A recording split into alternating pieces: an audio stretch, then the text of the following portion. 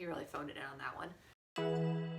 Hi, I'm Sarah. Welcome back to my channel, and today I'm going to be talking about one-star books that broke my heart. So these are not the only books that I've ever read that were one-star rated, but these are the ones that I actually had high hopes for, that sound like they would be exactly my thing, and that I was really excited to read and was just extremely let down by. I'm going to give a warning right now for spoilers, because in order to fully explain exactly how terrible some of these books were, I'm going to need to talk about the endings, and also because I honestly don't think any of these books were worth reading, so I don't really care about spoiling them. However, if I mention a book that you want to read, please skip ahead till I'm talking about something else, because I will spoil most of these. Alright, starting off, we have Bandhan by Blake Crouch. I have read, I think, 3 other Blake Crouch books, Wayward Pines, Recursion, and Dark Matter, and I liked all of them. This is definitely an older one of his. It might even be his first, I'm not sure.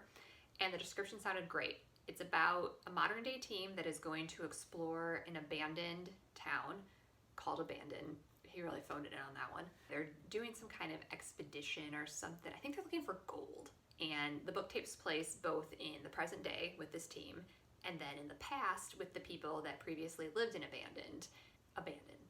It's the stupidest name for a town ever. It's so hard to say without messing it up.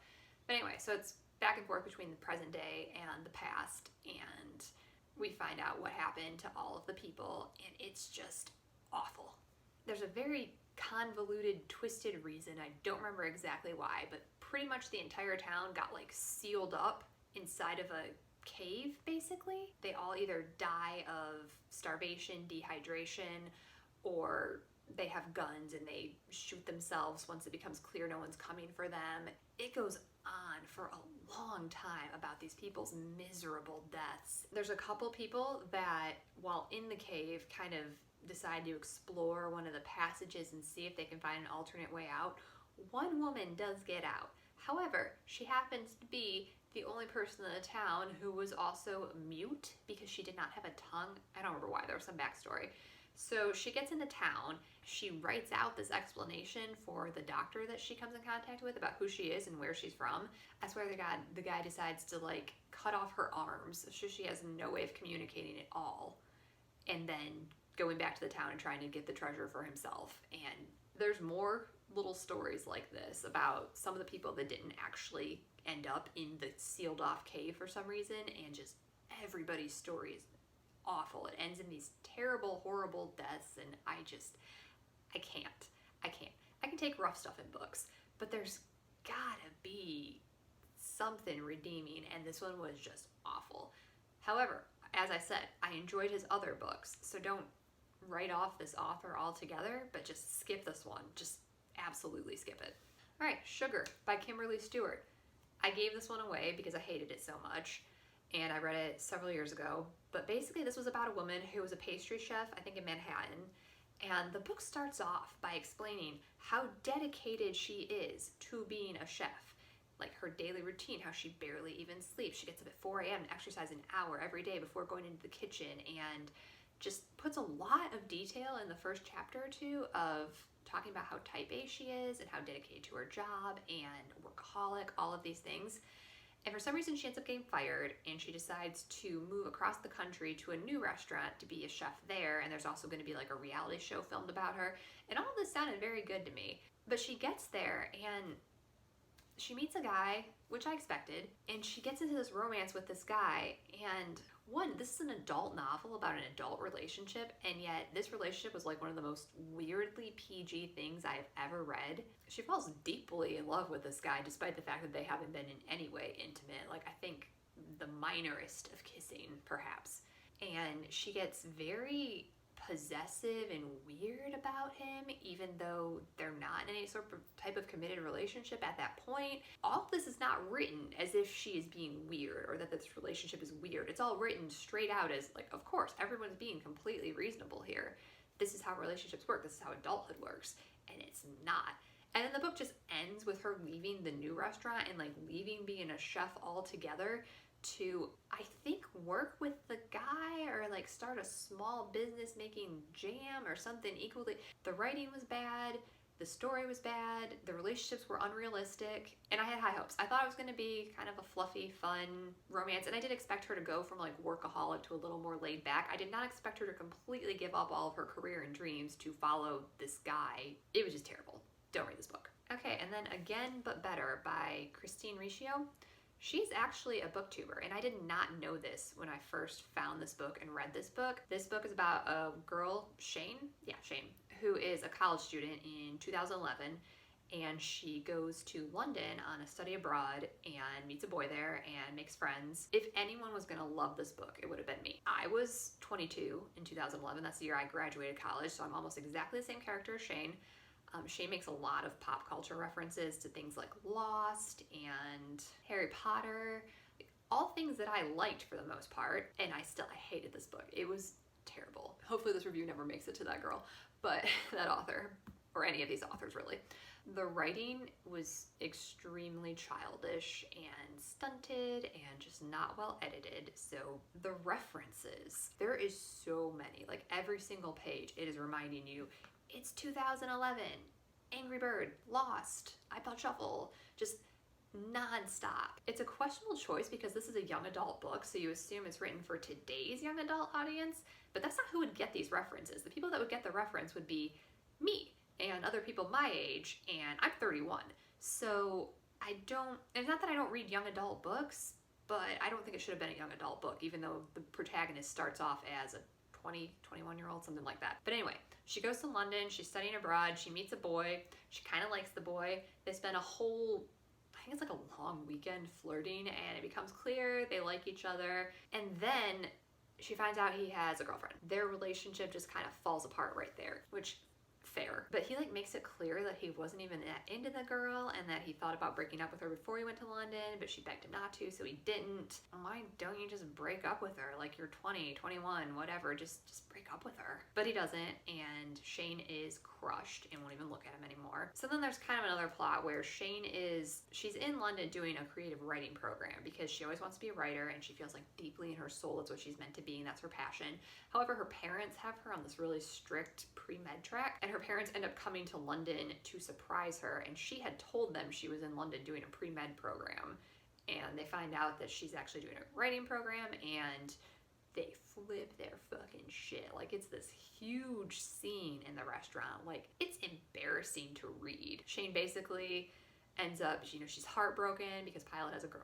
Oh yeah, I forgot to mention the love interest. His name is Pilot Pen, which would be a terrible name in and of itself, even if there wasn't a brand of pens named Pilot.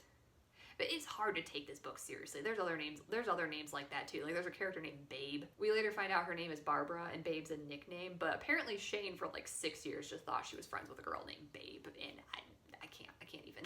Anyway, so Shane is heartbroken over Pilot, and her family has thrown this huge fit.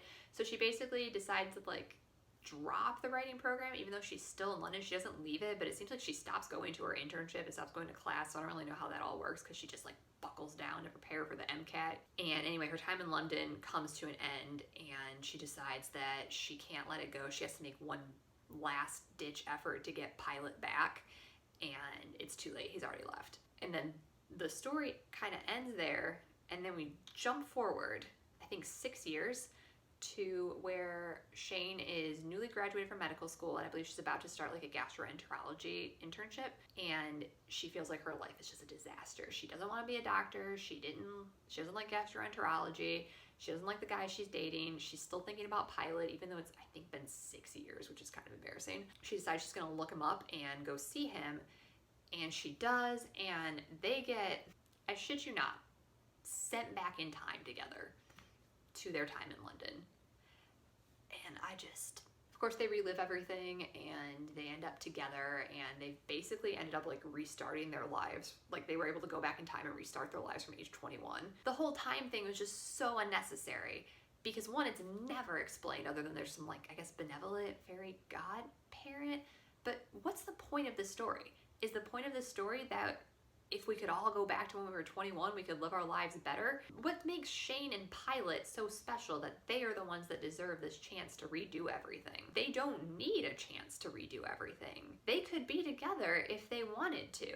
Neither of them is married. They live in the same city. Like, there are no obstacles that require that jump back in time other than to do everything over and be 21 again. Reading about someone who is heartbroken because they ended up as a doctor, it's a little whatever. But she wants to be a writer. She can still write. She's only 27. She can start her novel now and try and become a writer on the side of also being, you know, a wealthy doctor. So it's really hard to feel sorry for Shane, and it's really hard to feel like the whole back in time thing was justified. And the writing's just bad. I'm sorry. This needed an editor. This needed something. It's just not good. I know I've been talking about it a lot because parts of it are just so laughably bad, and I'm sorry. All right, and then The Fever by Megan Abbott. And this was another one that was just fucking awful. This one is about a small town where a young teenage girl starts having seizures in the middle of the school day. And then all of a sudden other girls start having seizures as well, and they think it's a pandemic. And if you're thinking to yourself, why wasn't this in my pandemic epidemic video? It's because I never even thought about it because it was so bad, and it doesn't actually end up being a pandemic epidemic situation.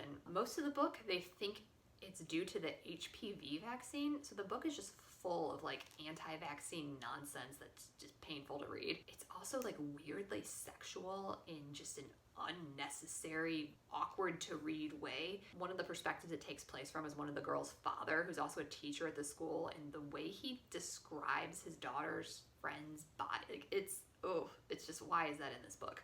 It ends up coming out that the whole outbreak thing is a girl poisoned another girl because of a boy. This is like the least feminist thing I've ever read. In addition to all of that, if that sounds like it could be exciting and a fun twist, no, because nothing happens in this book and it was boring as shit. I'm sorry. 13 Little Blue Envelopes by Maureen Johnson is one that I had seen in the bookstore a lot when I was a young teen. That probably would have been more the target audience for this book, but I never got around to reading it, and then I found it in Goodwill or something, and the sequel, which I didn't even know existed at the time, so I thought it'd be fun to read it. This is about a girl who her adventurous aunt has recently died, and she left her money and these instructions for basically taking this backpacking trip through Europe, following the envelopes that tell you where to go next and what to do, and like these little challenges. And it's a super fun idea, but the book is so boring. I don't know how you could take a backpacking through Europe adventure story and make it this boring. I really don't. Nothing offensively bad really happens, other than I don't know what kind of parents would have let their 17-year-old daughter go backpacking alone through Europe. There's just no way. But it's just boring. There's a romance, also boring. She goes to all these really interesting countries and does nothing and is bored in most of them, and it's terrible. I don't know how you could take such a fun idea and write this book from it. It's awful.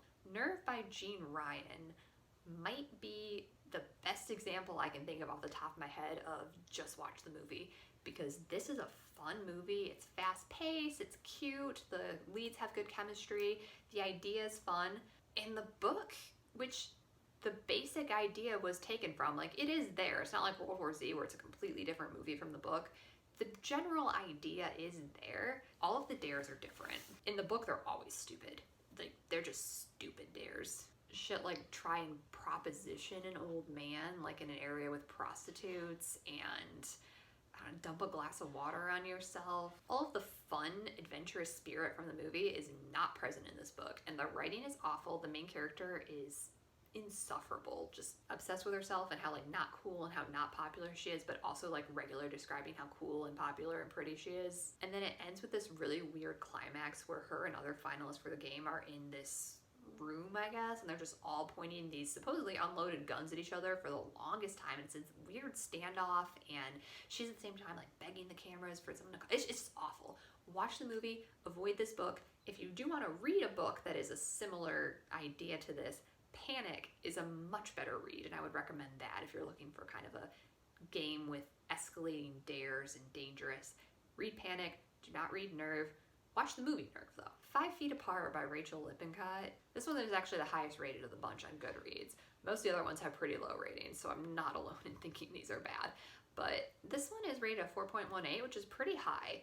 And I wasn't expecting the best things from this. I was expecting, you know, The Fault in Our Stars ripoff for sure. This is about two teens that both have cystic fibrosis, and teens with cystic fibrosis are not supposed to come in close contact with each other because they harbor bacteria that for most people would not be dangerous, but for them really are. So they can basically kill each other. Basically, two kids with cystic fibrosis fall in love, but they can't be anywhere near each other. You can tell this was written to be a movie. When I was reading it, I was like, this is supposed to be a movie scene. This is supposed to be a movie scene.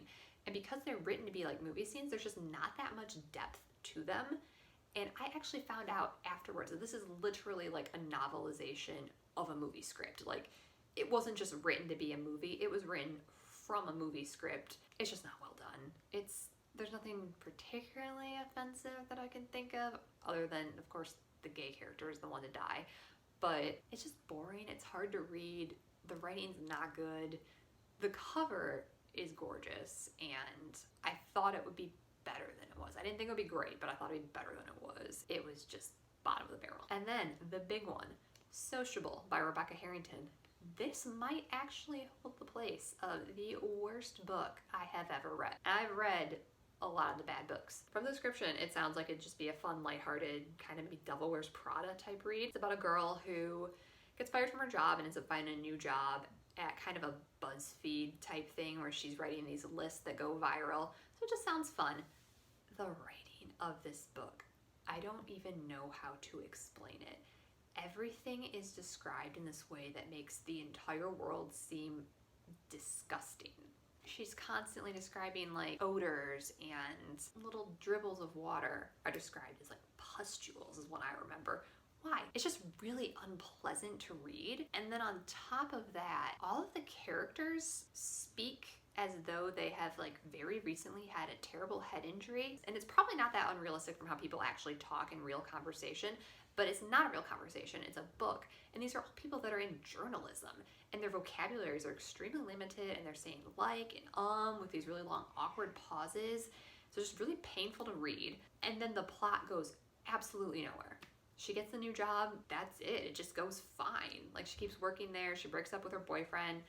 There's another character that it seems like maybe they're gonna make a romance, but it doesn't. Like, just nothing happens. This is the worst excuse for a book I've ever written. And it has one of the lowest ratings I've ever seen on Goodreads at a 2.36.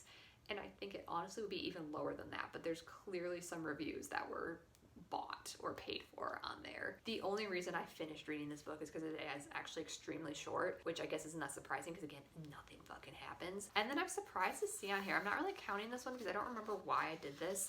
I rated Mockingjay 1 star. I did it in 2012, which was probably the last time I read this book, and I know I didn't like Mockingjay, but I'm surprised I rated it that low, given that I did like the Hunger Games series. I must have been more offended by this than I remembered.